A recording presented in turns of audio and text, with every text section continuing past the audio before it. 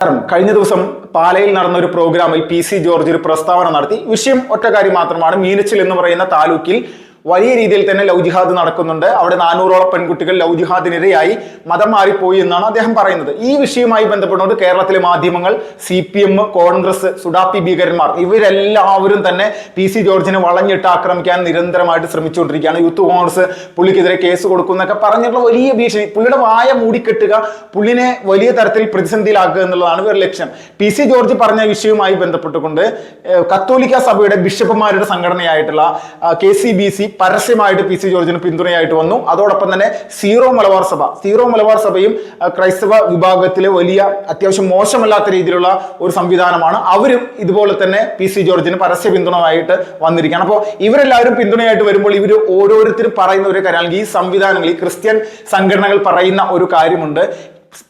PC George പറഞ്ഞത് ഒരു മതവിഭാഗത്തിനെ എതിർത്തുകൊണ്ടല്ല. അദ്ദേഹം പറഞ്ഞിരിക്കുന്ന കാര്യം ഇവിടുത്തെ ഭീകരവാദ വിഷയവുമായി ബന്ധപ്പെട്ടുകൊണ്ട് നമ്മുടെ സമൂഹത്തിൽ നടക്കുന്ന, ഇവിടെ കഴുകന്മാരായിട്ട് പ്രവർത്തിക്കുന്ന ആളുകളുടെ, അല്ലെങ്കിൽ പെൺകുട്ടികളെ കൊത്തിപ്പറിക്കാൻ വേണ്ടി പ്രവർത്തിക്കുന്ന ആളുകളുടെ ഒരു ചിന്താഗതി, അവരുടെ പ്രവർത്തനത്തെ സംബന്ധിച്ചാണ് അദ്ദേഹം പറഞ്ഞിരിക്കുന്നത്.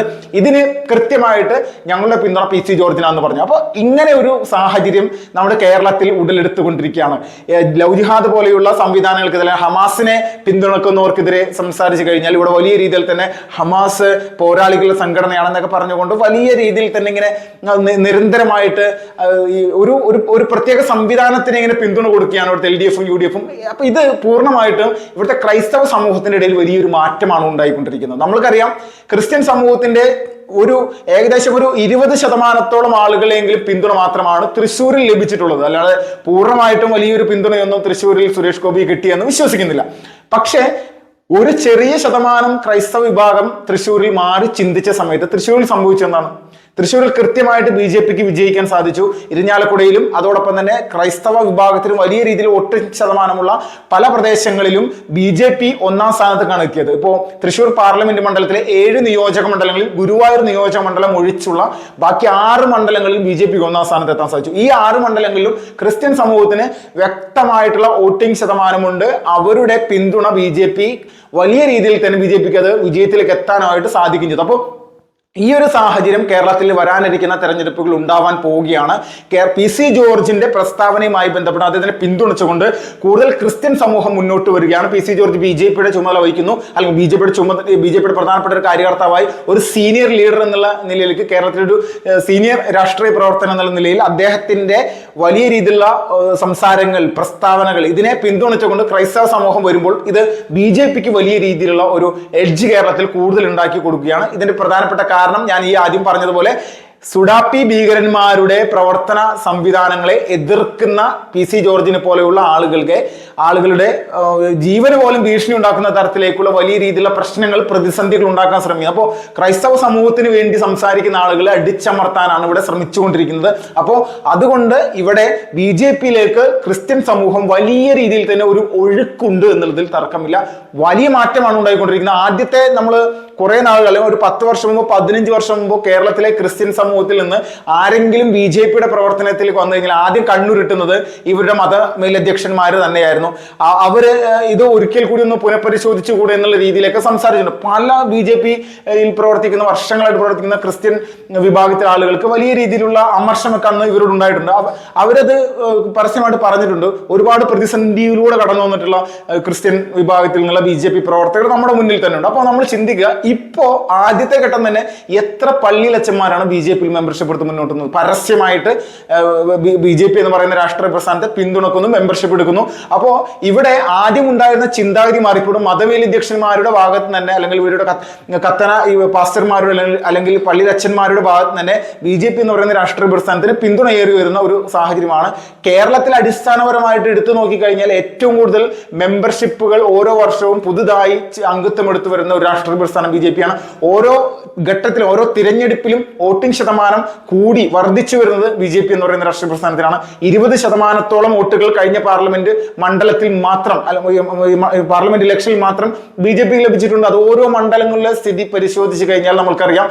ആലത്തൂർ എന്ന് പറയുന്ന CPM-ന്റെ ശക്തമായിട്ടുള്ള ഒരു മണ്ഡലത്തിൽ പോലും കേവലം 70,000 വോട്ടിൽ നിന്ന് 1,80,000 വോട്ടുകൾ എന്നുള്ള നിലയിലേക്ക് വരെ ഉയരുന്നുണ്ടെങ്കിൽ നമ്മൾ ചിന്തിക്കുക, ഇത് വലിയ മാറ്റത്തിന്റെ ഒരു അവസ്ഥയിലേക്ക് കാര്യങ്ങൾ പോവുകയാണ്. പ്രത്യേകിച്ച് കേരളത്തിലെ ക്രിസ്ത്യൻ സമൂഹത്തിന്റെ വലിയ ശതമാനം ആളുകൾ ഈ മാറ്റത്തിന്റെ ഒരു വിഷയവുമായി ബന്ധപ്പെട്ടുകൊണ്ട് മുന്നോട്ട് പോവുകയാണ്. ഇതിൽ ഉദാഹരണമായിട്ട് നമ്മൾ നോക്കിക്കഴിഞ്ഞാൽ ഈ അടുത്ത സമയത്തുണ്ടായ അല്ലെങ്കിൽ ഇപ്പോഴും സമരം നടന്നുകൊണ്ടിരിക്കുന്ന മുനമ്പം വിഷയവുമായി ബന്ധപ്പെട്ടുകൊണ്ട് നോക്കിയാൽ മുനമ്പം പഞ്ചായത്തിലെ 2 പ്രധാനപ്പെട്ട വാർഡുകളിൽ ഏകദേശം ഭൂരിപക്ഷം ക്രിസ്ത്യൻ വിഭാഗം താമസിക്കുന്നതാണ്. ഈ 450 മുകളിലാണ് ക്രിസ്ത്യൻ വിഭാഗത്തിന്റെ കുടുംബങ്ങൾ അവിടെ ഉള്ളത്. അവർക്ക് അവിടെ നിന്ന് കുടിയിറക്കപ്പെടേണ്ട ഒരു ഭീഷണി നിലനിൽക്കുന്ന സമയത്ത് സ്വാഭാവികമായിട്ട് അവിടെ ആദ്യം ഓടിയെത്തേണ്ടത് ആരാണ്? ഈ അവിടുത്തെ ക്രിസ്ത്യൻ സമൂഹം നിരന്തരമായിട്ട് വോട്ട് ചെയ്ത് വിജയിപ്പിച്ച LDF-ഉം UDF-ഉം ഈ പറയുന്ന 2 CPM-ന്റെയും കോൺഗ്രസിന്റെയും പ്രധാനപ്പെട്ട നേതാക്കന്മാർ ഈ പറയുന്ന അവിടുത്തെ ക്രൈസ്തവ സമൂഹത്തെ പിന്തുണച്ചുകൊണ്ട് വരണം. പക്ഷെ ഇവരാരും വന്നില്ല. ഇവർ കൃത്യമായിട്ട് വളരെ തന്ത്രപരമായിട്ട് ഇവർ നിന്നുകൊണ്ട് ഇവിടുത്തെയുള്ള വഖഫ് ബോർഡിന്റെ സംവിധാനങ്ങളെ പിന്തുണച്ചാണ് മുന്നോട്ട് വന്നത്. വഖഫ് ബോർഡിന് വേണ്ടി നിയമസഭയിൽ സംയുക്തമായിട്ട് പ്രമേയം അവതരിപ്പിച്ചു. CPM-ഉം കോൺഗ്രസും കൂടി ഇവർ ഇതേ നിലപാട് തന്നെ പാർലമെന്റിൽ കൊടുത്തു. പക്ഷെ അന്ന് മുതൽക്ക് തന്നെ, ആ സമയം മുതൽക്ക് തന്നെ കൃത്യമായിട്ട് ഈ വിധ വിഷയങ്ങളിൽ BJP എടുത്തൊരു നിലപാടുണ്ട്. ഈ നിലപാടിനെയാണ് അവിടുത്തെ ജനങ്ങൾ സ്വാഗതം ചെയ്തുകൊണ്ട് മുന്നോട്ട് വരുന്നത്. ഇപ്പോ ഈ സമയത്ത് അല്ലെങ്കിൽ ഒരു 10-20 ദിവസത്തിനുള്ളിൽ നമ്മുടെ പാർലമെന്റിൽ കൃത്യമായിട്ട് ഈ ബില്ല് പാസ്സാകാൻ പോവുകയാണ്. ഒരു സംശയം വേണ്ട.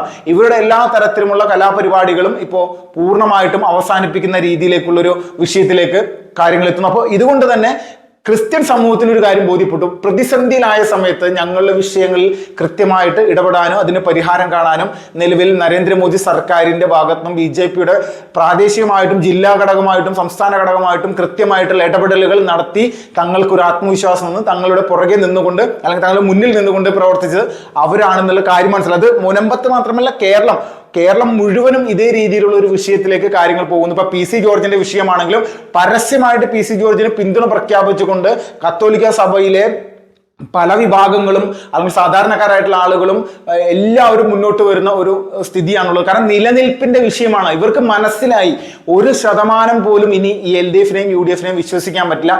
കള്ളന് കഞ്ഞി വെച്ചിട്ട് ആ കഞ്ഞിയും കൂടി കട്ടുപിടിക്കുന്ന തരത്തിലേക്കുള്ളതാണ്. ഒരു പ്രത്യേക വിഭാഗത്തിന്റെ വോട്ടിന് വേണ്ടി കടിപിടി കൂടുന്ന തരത്തിൽ ഞാനാണ് ഏറ്റവും കൂടുതൽ പ്രീണിപ്പിക്കുന്നത് എന്നുള്ള നയത്തിലേക്ക് പോവുകയാണ്. ഈ ഒരു സ്ഥിതിവിശേഷമാണ് നമ്മുടെ കേരളത്തിൽ നടന്നുകൊണ്ടിരിക്കുന്നത്. ഇത് മനസ്സിലാക്കാൻ കേരളത്തിലെ ഹിന്ദു ക്രിസ്ത്യൻ വിഭാഗം കൃത്യമായിട്ട് ബോധവാന്മാരായിക്കൊണ്ടിരിക്കുകയാണ്. ഇവിടെ SC/ST വിഭാഗത്തിലുള്ള ആളുകളെ സംബന്ധിച്ച് നമ്മൾ നോക്കണം. 17,000-ഓളം കോളനികൾ അല്ലെങ്കിൽ 17,000 സ്ഥലങ്ങൾ. ഇപ്പൊ നമ്മൾ ഈ കേരളത്തിലുള്ള ഒരു SC/ST വിഭാഗത്തിലെ രാധാകൃഷ്ണൻ എന്ന് പറയുന്നത് ഇപ്പോൾ ആലത്തൂരിൽ നിന്നുള്ള MP ആണ്. അദ്ദേഹം നിയമസഭയിൽ നിന്ന് വർഷങ്ങളായിട്ട് നിയമസഭാ മണ്ഡലത്തിൽ ആലത്തൂരിൽ നിന്ന് വിജയിച്ചു പോന്ന ഒരു വ്യക്തി കൂടിയാണ്. അപ്പോൾ ഇതുപോലെയുള്ള ഒരു സാഹചര്യം നമ്മൾ ചേലക്കരയായിരുന്നു ഇദ്ദേഹത്തിന്റെ, അവിടെ നിന്നാണ് MLA ആയിട്ട് അദ്ദേഹം വർഷങ്ങളായിട്ട് ജയിച്ചു വന്നത്. നമ്മൾ ചേലക്കര നിയോജക മണ്ഡലത്തിൽ നുണ പറയുന്നതോ വേറെ രീതിയിൽ കള്ളം പ്രചരിപ്പിക്കുന്നതല്ല. ചേലക്കര നിയോജക മണ്ഡലത്തിലെ SC/ST വിഭാഗങ്ങളുടെ അവസ്ഥ എന്താണെന്നുള്ളത് നമ്മൾ അവിടെ പോയി നോക്കിയാൽ മതി. 400-ന് മുകളിൽ കോളനികൾ മാത്രമാണ് ഒരു നിയമസഭാ മണ്ഡലത്തിലുള്ളത്.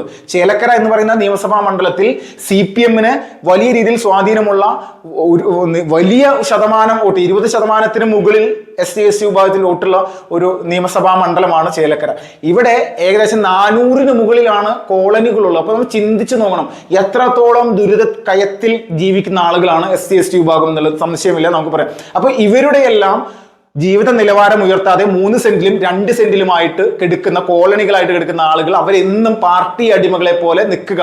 ഇതാണ് ഇവരുടെ പ്രധാനപ്പെട്ട ഹോബി. അപ്പൊ ഇത് ചെയ്ത് നിരന്തരമായിട്ട് മുന്നോട്ട് പോകുന്ന തരത്തിലേക്കാണ് CPM-ഉം UDF-ഉം അതുപോലെ തന്നെ നിരന്തരമായിട്ട് ഇവർ ഈ സുഡാപ്പി പ്രീണനം നിരന്തരമായിട്ട് ഇവരെ സുഖിപ്പിച്ചു പോകാൻ വേണ്ടിയാണ് ശ്രമിക്കുന്നത്. അപ്പോൾ തിരിച്ചറിയുക, ഈ തിരിച്ചറിവാണ് ഇനി നമ്മുടെ നാടിന് വേണ്ട ഒരു മാറ്റത്തിലേക്ക് കാര്യങ്ങൾ പോകുന്നത്, സംശയമില്ല. അപ്പൊ അതുകൊണ്ട് ക്രൈസ്തവ സമൂഹത്തിന് വലിയ രീതിയിലൊരു പിന്തുണ BJP-യിലേക്ക് ഏറിക്കൊണ്ടിരിക്കുകയാണ്. PC ജോർജ് അതിന് വലിയ രീതിയിലൊരു കാരണക്കാരനാവുക എന്നുള്ളൊരു ദൗത്യം കൂടി പുള്ളിക്കാരൻ തന്നെ സ്വയം ഏറ്റെടുക്കുന്ന അവസ്ഥയാണ് നമ്മൾക്ക് കാണാൻ സാധിക്കുന്നത്.